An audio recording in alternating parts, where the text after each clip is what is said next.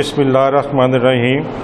Dear students, आज हमारा तीसरा लेक्चर है जी केमिस्ट्री 10th क्लास की जो केमिस्ट्री है उसका जो लेक्चर है लेक्चर नंबर 3 है। आज हम पढ़ेंगे जी journal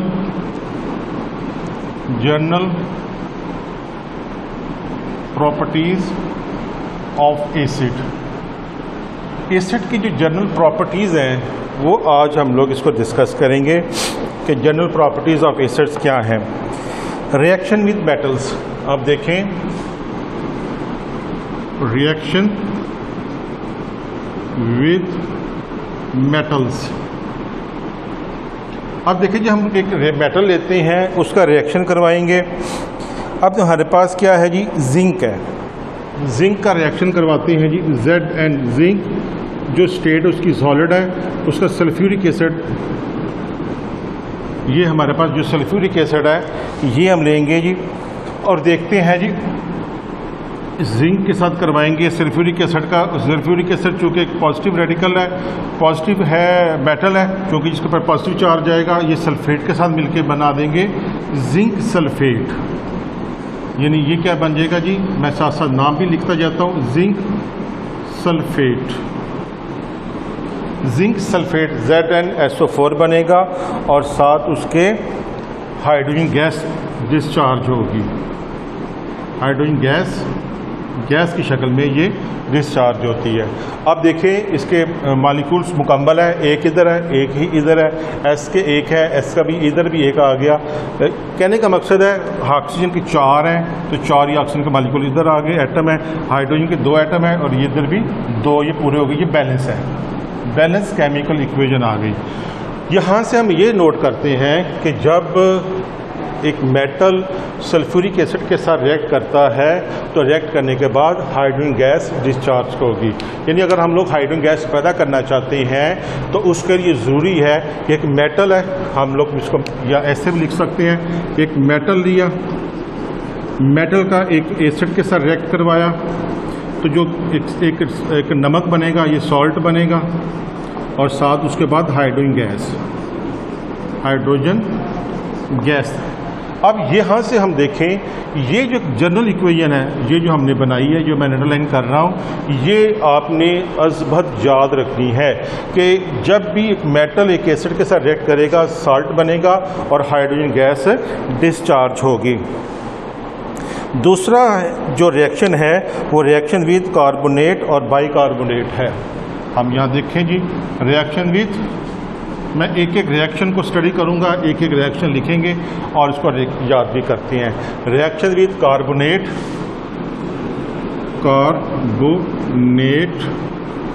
and bicarbonate. Reaction with carbonate and bicarbonate. अब देखो जी कैल्शियम कार्बोनेट है, इसका रिएक्शन करवाएंगे हाइड्रोक्लोरिक एसिड के साथ। ये कैल्शियम CaCO3 एक्वस सॉल्यूशन के अंदर देखें जी, इसका रिएक्शन करवाया HCl के साथ, ये हमारे पास आ गया। इसको देखते जा रहे हैं, कैल्शियम कार्बोनेट और हाइड्रोक्लोरिक एसिड के साथ रिएक्ट करवाएंगे तो ये देखें जी हमारे पास कैल्शियम और क्लोराइड, ये दोनों मिलके क्या बना देंगे, कैल्शियम क्लोराइड बना देंगे। इधर से क्या निकला जी, ऑक्सीजन, और इधर से क्या निकला, हाइड्रोजन और ऑक्सीजन मिलके क्या बना देंगे, पानी, और साथ कार्बन डाइऑक्साइड गैस बना देंगे। अब इसको बैलेंस करना है, इस इक्वेशन के जरिए मैं बैलेंस करना सिखाता हूँ। तो देखें कैल्शियम के यहाँ कितने एटम्स आ गए, 1, और इधर कैल्शियम के कितने एटम्स हैं जी, इधर भी 1। इधर देखें जी क्लोरीन के कितने हैं जी, 1। इधर कितने आ गए क्लोरीन के, 2, तो हम इसको 2 से मल्टीप्लाई करके तो ये भी 2 हो गया। अब कार्बन के यहाँ कितने हैं, 1। इधर कार्बन के कितने आ गए जी, इधर भी कार्बन के 1। और हाइड्रोजन के कितने आ गए जी, हाइड्रोजन के यहाँ पर 2 हैं तो यहाँ पर हाइड्रोजन के भी 2 आ गए। ऑक्सीजन के यहाँ पर कितने हैं जी, 3, और इधर आगे 2 और एक 3, यानी हमारे पास ये बैलेंस हो गया है। बैलेंस चेक करने के लिए हमारे पास हम लोग इसको यहाँ से चेक कर सकते हैं कि जब भी कार्बोनेट के साथ हमारा रिएक्शन होगा तो उसको हमारे पास ये आ गया। अब ये कार्बोनेट था, अब बाई कार्बोनेट के साथ रिएक्ट करवाते हैं तो क्या बनेगा। अब सोडियम बाइकार्बोनेट, सोडियम बाइकार्बोनेट है, इसका रिएक्शन करवाएंगे सल्फ्यूरिक एसिड के साथ H2SO4। अब यहाँ पर देखें कि यहाँ पर सोडियम और सल्फेट, तो क्या बन जाएगा, सोडियम सल्फेट बन गया। ठीक है, यहाँ सोडियम सल्फेट, यहाँ पर भी हाइड्रोजन और ऑक्सीजन मौजूद है। हाइड्रोजन ऑक्सीजन जहाँ पर भी मौजूद होंगे तो वो क्या बना देते हैं, पानी, और साथ कार्बन डाइऑक्साइड गैस डिस्चार्ज होगी, कार्बन डाइऑक्साइड गैस डिस्चार्ज होगी। अब देखें यहाँ पर एक जनरल इक्वेशन बनती है कि एसिड जब भी कार्बोनेट और बाइकार्बोनेट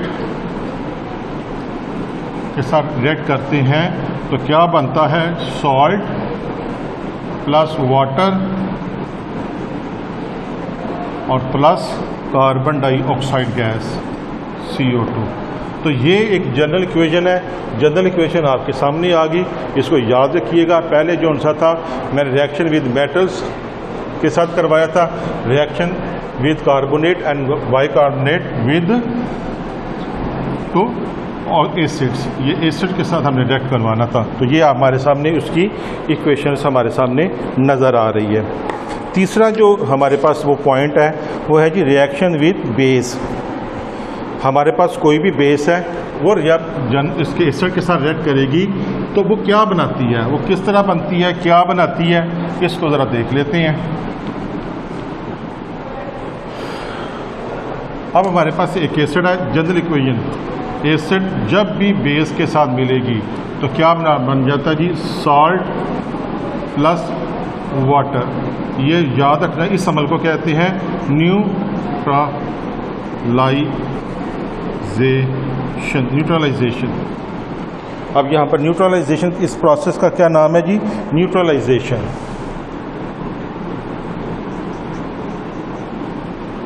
अब ये न्यूट्रलाइजेशन है, यहाँ पर हम लोग देखते हैं कि ये इसकी एक एग्जाम्पल है। मैं इसके स्पेलिंग जरा चेक कर लिए, दोबारा लिखते हैं।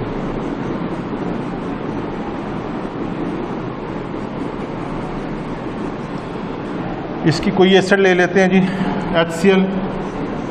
HCl का रिएक्शन करवाते हैं जी हाइड्रोक्साइड के साथ, तो यहाँ पर क्या बना दिया। अब यहाँ पर क्या है जी, सोडियम और क्लोरीन मिलेंगे तो क्या बना दिया, सोडियम क्लोराइड और पानी H2O। ये हमारे पास इक्वेशन आ गई। ये इस इक्वेशन के तहत हम लोग देख सकते हैं कि पानी और साल्ट बन जाता है। यहाँ पर देखें, ये तीनों एक्वस हैं, यानी सोडियम हाइड्रोक्साइड भी एक्वस सोल्यूशन में है, ये भी एक्वस में है, ये भी एक्वस, और ये लिक्विड में हमें अवेलेबल हो जाता है। अब चौथा रिएक्शन है वो है सल्फाइट और सल्फेट के साथ, बाइसल्फेट के साथ। अब रिएक्शन नंबर 4 है, रिएक्शन नंबर 4। रिएक्शन नंबर 4 क्या है जी, हम देखें जी, रिएक्शन विद सल्फाइड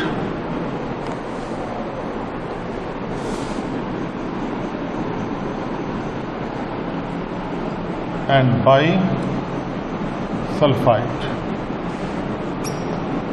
अब देखें जी, हमारे पास सल्फाइड आ जाता है जी, कौन कौन सा है ये देखें जी। हमारे पास कैल्शियम सल्फाइड CaSO4 SO4 तो सल्फेट बनता है, इसका रिएक्शन करवाएंगे एसिड के साथ। तो एसिड हमने ले लिया जी HCl, हमारे पास हाइड्रोक्लोरिक एसिड आ गया। अब यहाँ पर देखें तो कैल्शियम प्लस पॉजिटिव है, क्लोराइड के साथ मिलेगा और क्या बन जाएगा, कैल्शियम क्लोराइड। ये क्या बन गया जी, कैल्शियम क्लोराइड। और इसी तरह ये H ये ऑक्सीजन के साथ मिलेगा और क्या बना देगा, पानी और यहाँ पर हमारे पास तीसरी गैस हमें मिलेगी sulphur dioxide gas. Sulphur dioxide gas ये हमें ऐसे नज़र आई है, ये हम उल्टा बार हम इसको इकट्ठा कर सकते हैं। कैल्शियम सल्फाइड सल्फ्यूरिक एसिड के यानी हाइड्रोक्लोरिक एसिड के साथ रिएक्ट करेगा। रिएक्ट करने के बाद हमारा पास सल्फ़र डाइऑक्साइड गैस बनती है और हम इसको यहाँ से कलेक्ट भी कर सकते हैं। अब सोडियम बाइसल्फाइड है, सोडियम NaHSO3, इसका रिएक्शन भी हम लोग करने लगे हैं HCl के साथ। HCl यहाँ पर देखिए जी, सोडियम बाइसल्फाइड, इसका रिएक्शन HCl करेंगे, सोडियम पॉजिटिव है, क्लोराइड के साथ मिलेगा और मिलके क्या बना देगा, सोडियम क्लोराइड। सोडियम क्लोराइड यहाँ पर H और इस H के साथ मिलकर पानी बना देगा H2O, और यहाँ पर भी सल्फर डाइऑक्साइड गैस डिस्चार्ज होगी। यानी चौथा जो हम बात कर रहे हैं जी, reaction with sulphide and bisulphide, तो ये उसके सामने हमारे पास आ गया जी, कैल्शियम सल्फाइड और सोडियम बाइसल्फाइड। इसका रिएक्शन हमने एसिड के साथ मिला, एसिड के साथ मिलने के बाद हमें क्या चीज़ पहले बना दिया, ये देखें जी, सॉल्ट है, साथ वाटर है, प्लस सल्फर डाइऑक्साइड। इसको ऐसे ही याद कर लो, सल्फर डाइऑक्साइड गैस है। तीसरा चौथा ये हमारे पास हो गया। रिएक्शन है जी sulphide, reaction with sulphide, iron sulphide FeS, ये आयरन सल्फाइड है। इसका रिएक्शन हम लोग करेंगे एसिड के साथ। एसिड कौन सा आ गया जी, सल्फ्यूरिक एसिड है, H2SO4। तो क्या बन जाएगा जी, आयरन सल्फेट FeSO4, ये आ गया हमारे पास, आयरन सल्फेट हो जाएगा और हाइड्रोजन सल्फाइड गैस ये इसके साथ मिलेगी, तो हाइड्रोजन सल्फाइड गैस हमारे पास मिल जाएगी। थोड़ा सा समझने वाली बात है, ये आपको समझाने लगा हूँ कि जिसमें SO4 होगा वो सल्फेट होगा, उसके एंड में ATE 8, यानी जिसके एंड पे 8 होगा वो SO4 होता है। जिसमें आइट है, जैसे ये है सल्फाइट या बायोसल्फाइड, उसमें SO3 होगा। अब यहाँ पर खाली S है, सल्फाइड, S सल्फाइड, तो याद रखना ये आइड, ये स्पेलिंग के बड़ा केयरफुल होकर देखना पड़ेगा। मैं भी चेक कर रहा हूँ कि सल्फाइड, सल्फेट, आइट, ये सल्फाइड है। तो ये एक चीज़ है, ये हमारे पास 5 रिएक्शन थे, प्रॉपर्टीज़ थी एसिड की। ये एसिड की प्रॉपर्टीज़ हमें पेपर में भी आती है, इसको याद भी करना है, और ये आप लोग इसको याद करके लिखना भी, लिख के रिवाइज ज़रूर करिएगा। अस्सलाम वालेकुम।